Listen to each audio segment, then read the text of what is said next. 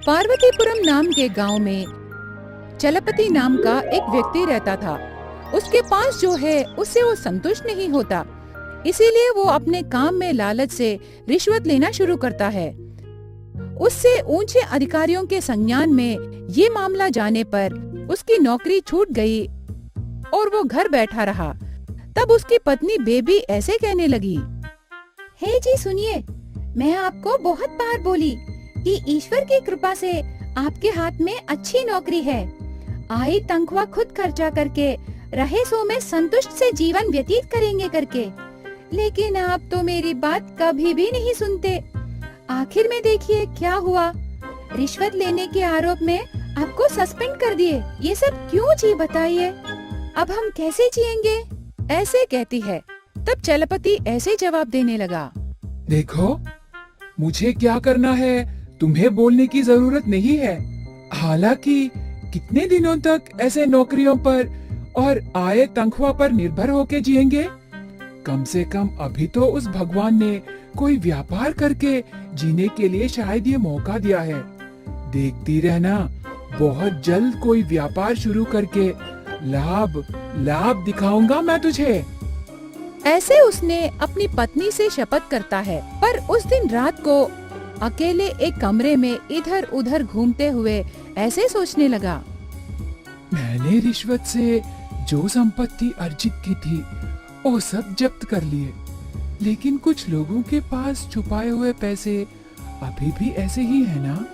एक काम करता हूँ, पहले बड़े रकम में पैसे बाहर निकालने से सबको अनुमान आएगा, इसीलिए छोटे रकम में पैसे निवेश करके एक फास्ट फूड सेंटर खोलूंगा। ऐसे जैसे सोचा था वैसे ही चलपति एक अच्छे एरिया में एक मंचूरिया सेंटर शुरू करता है। मंचूरिया को कैसे तैयार करना है यहाँ वहाँ देख के सीखता है।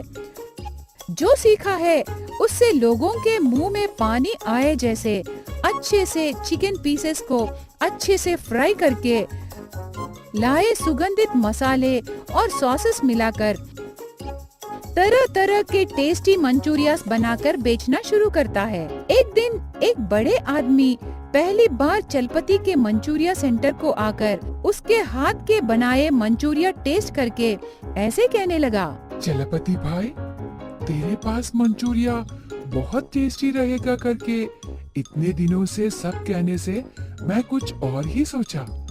सच कहूँ तो मुझे बाहर का फूड जमता नहीं, पर तेरे हाथ से बनाए मंचूरिया मुझे बहुत पसंद लगता है, इसीलिए मैं हर रोज आकर खाता हूँ। हमारे एरिया में ऐसे स्वाद दिखाने आने के लिए तुझे बहुत बहुत धन्यवाद भाई। ऐसे बहुत तारीफ करता है। इस तरह चलपति का व्यापार रखे जगह अच्छी सेंटर होने की वजह से चलपति के बनाए मंचूरिया वैरायटीज बहुत टेस्टी लगने पर लोग चलपति के मंचूरिया सेंटर को आना शुरू करते हैं। ऐसे चल रहे व्यापार से आए हुए मुनाफे को देख रहे चलपति में हर बार की तरह फिर से लालच शुरू होता है। इसीलिए एक दिन घर जाते समय बीच रास्ते में ऐसे सोचकर जाने लगा, आखिर में मेरा व्यापार लोगों को पसंद आ गया, इसीलिए मुनाफा भी अच्छा आ रहा है। तो अभी निवेश कम करने का कोई तरीका देखने से मुनाफा तो वही रहेगा ना। मतलब क्या करने से अच्छा रहेगा? एक काम करता हूँ, मार्केट में सड़े हुए कैबेज और कैरेट फेंक देते हैं ना, एक बच्चे को पैसे देकर उनको मंगा लूंगा। उससे वेज मंचूरिया के लिए सब्जियां खरीदने की झंझाहट दूर हो जाएगी और नॉन वेज मंचूरिया के लिए दूसरा मार्ग सोचना पड़ेगा। ऐसे सोचकर हर बार की तरह उसके वक्र बुद्धि को उसके मंचूरिया व्यापार में भी दिखाता है। इसीलिए एक बच्चे को हर रोज 100 रुपए देकर मार्केट से सड़े हुए सब्जियां मंगाने लगा। ऐसे दिन बीतते समय वो लड़का चलपति से ऐसे कहने लगा, भैया, बहुत दिनों से तुमसे एक बात पूछना चाहता था। हर रोज तुम मुझसे ये सड़े हुए सब्जियां मंगा रहे हो ना, इनसे तुम क्या करोगे भैया? ऐसे पूछने पर चलपति सावधान होकर ऐसे जवाब देने लगा, और कुछ नहीं भाई, मेरे जान पहचानत वालों के एक जगह थोड़े जानवर और बकरियां हैं, उन्हें खिलाने के लिए ही मंगा रहा हूँ। ऐसे एक झूठ कह देता है। इस प्रकार उसके मंचूरिया व्यापार में सड़े हुए सब्जियां एक लड़के को सिर्फ 100 रुपए देकर थाली भर मंगाकर लोगों के स्वास्थ्य से व्यापार शुरू करता है। ठीक उसी समय नॉनवेज के लिए भी एक नकली विकल्प मिलता है। इस विषय पर एक दोस्त चलपति से ऐसे कहने लगा, तुमने जो मांगा था वो मैंने पता लगाया रे। हमारे गांव में नहीं बल्कि मैंने सुना है बगल के गांव में बचा हुआ मांस मिल रहा है। उसे बेचने वाला हम जो मांगते हैं उसके आधार पर वो बहुत कम कीमत पर दे देगा। अगर तुझे ठीक है तो उसका पता मैं दूंगा। तू जाकर रेट के बारे में बात करना। ऐसे कहने पर चलपति उस बचे हुए मांस को कम दाम में बेचे व्यापारी के पास जाकर सौदेबाजी शुरू करता है। आखिर में वो व्यापारी एक रेट कहने पर, वो सब तो ठीक है, लेकिन इस सड़े मांस से तुम क्या करना चाहते हो? ऐसे पूछताछ करता है।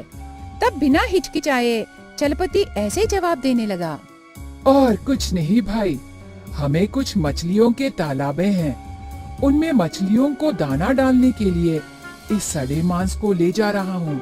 ऐसे कहने पर वो व्यापारी सच मानकर बताए गए दाम पर सामान देना शुरू करता है और उसके बाद से उस खराब कच्चे माल से चलपति का मंचूरिया व्यापार पहले की तरह बहुत अच्छे और धूमधाम से चलने लगता है। लेकिन चलपति पर रहे भरोसे से उसके पास आकर मंचूरिया खाने वाले कोई भी नहीं जानते कि चलपति का लालच क्या है। इसीलिए सब लोग बहुत दिलचस्प से चलपति के बेचे नकली मंचूरिया को खाकर खुश होने लगे। एक दिन कुछ अधिकारी चलपति मंचूरिया शॉप के पास आकर ऐसे कहने लगे, क्या चलपति तुम ही हो? ऐसे बहुत गुस्से से पूछता है। तब चलपति ऐसे जवाब देने लगा, हाँ सर, बताइए कौन सा मंचूरिया चाहिए आपको? आप कहाँ से आए हो सर? ऐसे पूछने पर वो अधिकारी ऐसे जवाब देने लगा, फूड डिपार्टमेंट से। ऐसे कहने पर चलपति के दिल में पत्थर पड़ा जैसे होता है।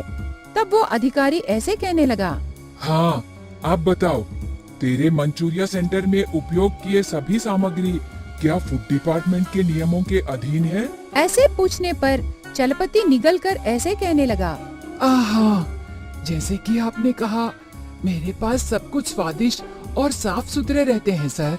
तब अधिकारी ऐसे कहने लगा, बस करो तेरी झूठी बातें। तुम्हारे लिए सड़े हुए सब्जियां लाए वो लड़का, उसके साथ तुम्हारे लिए खराब मांस विक्रेता किए व्यक्ति को और उसको परिचय किए तेरे दोस्त सबको हमने पहले ही अरेस्ट कर लिए हैं। तुम्हारे पास खराब हुए पदार्थों से बनाए मंचूरिया को हर रोज खाए वो वृद्ध आदमी अब गंभीर हालत में अस्पताल में है। उनके घर वाले दिए कंप्लेंट के मुताबिक हम इंक्वायरी करने के बाद ही तेरे पास आए हैं। अब तुझे जरूर सजा मिलेगी। एक बार तुम जिम्मेदार नौकरी करके रिश्वत के आरोप में सस्पेंड हुए, अब और एक गलती करके कई जिंदगियों को खतरनाक स्थिति में ले आए हो। अब तुम्हें जिंदगी भर जेल में ही रहना पड़ेगा। ऐसे कहकर वो अधिकारी चलपति को ले जाता है। इस प्रकार एक लालची मंचूरी व्यापारी ने जानबूझकर किए गलती के वजह से उसे जेल जाना पड़ा।